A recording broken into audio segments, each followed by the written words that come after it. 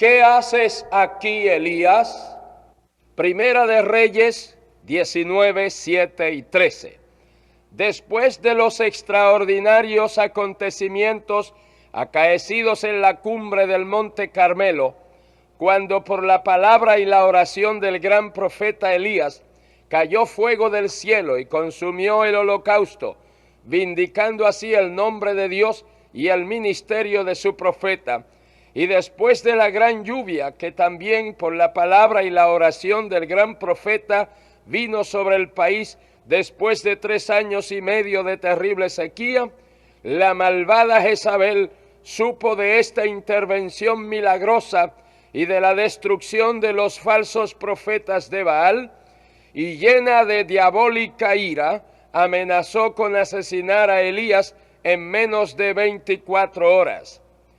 Evidentemente abatido y desalentado por razón de que después de tales manifestaciones del poder de Dios, como el fuego en el monte Carmelo y la lluvia en todo el país, la nación, desde el rey hasta el último ciudadano, debiendo regresar a la adoración verdadera a Jehová, seguían adorando los dioses paganos de los Baales. Y además de todo esto, ahora es amenazado de muerte violenta por Jezabel la reina. Elías piensa que ya nada hay que esperar, que ya todo es inútil, que todo se ha perdido, que ha perdido su tiempo. Entonces huye ante la amenaza, desea morirse y le pide a Dios que antes que lo mate la malvada Jezabel, que Dios mismo lo mate. Pero Dios lo conforta, lo alimenta, lo protege y le dice, para sorpresa de Elías: largo camino te resta. Se levanta Elías con la fortaleza de aquella comida, camina 40 días y 40 noches hasta Horeb, el monte de Dios, y allí se metió en una cueva donde pasó la noche, y vino a él palabra de Jehová, el cual le dijo: ¿qué haces aquí, Elías? Dios lo sacó debajo del enebro, y él fue y se metió en una cueva. Pero de allí, de la cueva, también lo sacó Dios, y le dijo: ¿qué haces aquí, Elías? Elías respondió a Dios: he sentido un vivo celo por Jehová, Dios de los ejércitos, porque los hijos de Israel han dejado tu pacto, han derribado tus altares y han matado a espada tus profetas, y solo yo he quedado y me buscan para quitarme la vida. En esta respuesta el profeta infería que por causa de la maldad y la obstinada rebelión del pueblo que aún le buscaba para matarle, que ya nada él podía hacer, sino retirarse, ocultarse y preferiblemente morirse. Pero Dios no lo veía así y le dijo: sal fuera y ponte en el monte delante de Jehová. Y he aquí Jehová que pasaba, y un grande y poderoso viento que rompía los montes y quebraba las peñas delante de Jehová. Pero Jehová no estaba en el viento. Y tras el viento un terremoto, pero Jehová no estaba en el terremoto. Y tras el terremoto un fuego, pero Jehová no estaba en el fuego. Y tras el fuego un silbo apacible y delicado. Y cuando lo oyó Elías, cubrió su rostro con su manto y salió y se puso a la puerta de la cueva. Y he aquí vino a él una voz diciendo: ¿qué haces aquí, Elías? Elías era un profeta de juicio, de fuego, de castigo, de venganza.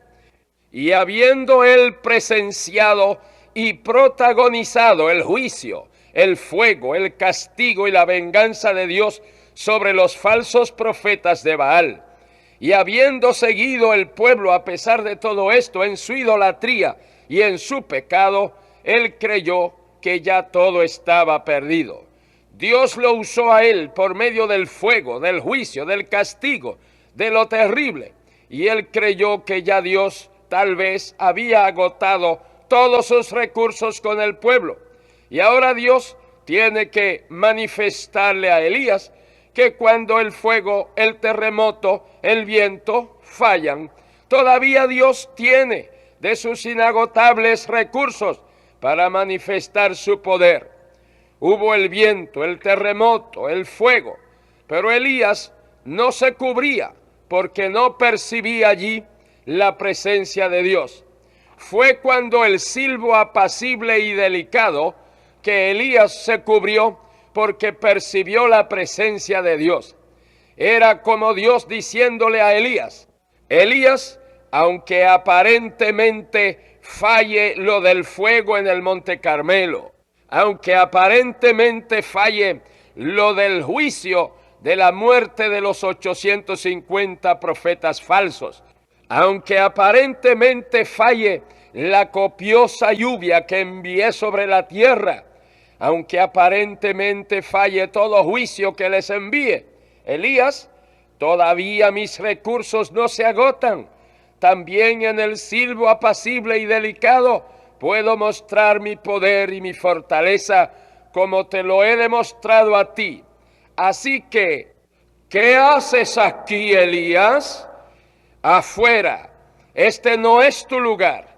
Ve y vuélvete por tu camino. Regresa a tu ministerio. Vuelve a tu lugar. Vuelve a tu trabajo. Todavía tienes mucho que hacer. Largo camino te resta. Tienes que ungir reyes. Tienes que ungir tu sucesor. Tienes que ser mi portavoz. Y de allí salió Elías con el valor y la fortaleza que reciben los hombres de Dios por medio de la comunión y la obediencia a la voz de Dios. Habiendo el rey Acab cometido otro crimen, matando a un hombre llamado Nabot para robarle su finca, Elías, que antes huía, ahora se presenta delante de Acab para denunciarle su crimen y sentenciarle diciendo: en el mismo lugar donde lamieron los perros la sangre de Nabot, los perros lamerán también tu sangre. Acab, asustado por la presencia de Elías, le dice: ¿me has hallado, enemigo mío? Le respondió Elías: te he encontrado porque te has vendido a hacer lo malo delante de Jehová. Después que Acab murió, el hijo y sucesor de Acab quiso matar a Elías y mandó oficiales y soldados a prender a Elías, pero Elías ordenaba fuego del cielo y los mataba a todos. Y concluyó Elías su poderoso ministerio, no cuando él intentó, sino cuando Dios quiso, y Dios mismo lo llevó al cielo en un carro de fuego. Gloria a Dios. Hoy también hay muchos que también han abandonado su ministerio y su responsabilidad. Se han metido a la cueva del miedo a los hombres y a las persecuciones, a la cueva del desaliento o de la indiferencia, y otros a la moderna cueva de la comodidad con sus artefactos eléctricos, sus mullidas alfombras, o a la pulida y refinada cueva de la intelectualidad materialista y escéptica. Sí, muchos de los que me escuchan están en una de esas cuevas o de alguna otra no mencionada. Me ha movido a predicar este mensaje una carta que recibí de un oyente y me dice: fui llamado al ministerio en el 1948 en Puerto Rico, donde trabajé como obrero por 4 años. Un día sufrí una tribulación muy grande y vine a Nueva York y me metí en la cueva. Pero un día, escuchando su programa radial, mientras usted predicaba, la plenitud del Espíritu Santo me inundó y no pude menos que llorar y prometí al Señor continuar ganando almas para Cristo.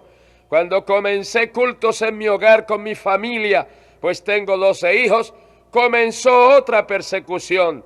Me pidieron la tarjeta de miembro de la iglesia que asistía y entonces me volví a meter a la cueva y me he sentido atado. Hoy recibí su revista y al leerla he recibido nuevas fuerzas. Necesito su orientación. Hasta aquí la carta. Amados míos, Nada justifica que desobedezcamos a Dios.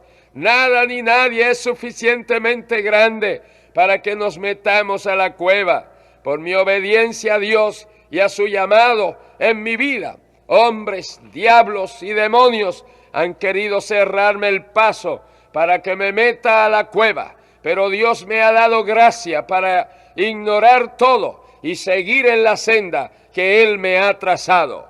Una cosa es muy importante: mantener una vida de obediencia a Dios, una vida de sujeción a Dios, una vida de humillación delante del Señor, una vida de mansedumbre y de armonía. Es cierto que esto cuesta, es doloroso, es llevar la cruz, es salir fuera del real, es llevar el vituperio, es negarse a uno mismo, pero es a los tales a quienes Dios usa y bendice. Prefiero tener la oposición del mundo, pero tener la aprobación de Dios. Y si tú estás en la cueva de la comodidad y de la abundancia, Dios te dice: ¿qué haces ahí? O si estás en la cueva de la inactividad, Dios te dice: ¿qué haces ahí? O si estás en la cueva de la jubilación, Dios te dice: ¿qué haces ahí? Mientras haya un hálito de vida, hay que trabajar por Cristo. Afuera, a trabajar, a ganar almas para Cristo, que largo camino te resta.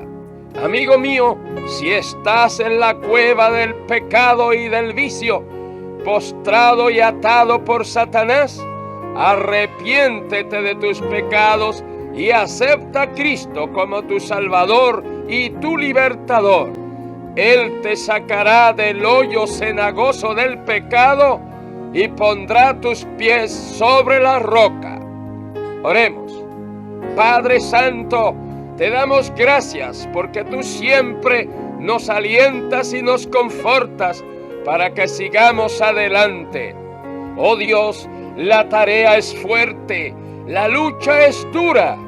Ayuda y fortalece a todos tus verdaderos obreros, a todos tus hijos. Oh Dios, levanta a todos los que ahora reciben a Cristo como Salvador. Extiende tu mano sanadora sobre todos los enfermos. Que todos hagamos tu santa voluntad. En el nombre de Jesús nuestro Señor. Amén.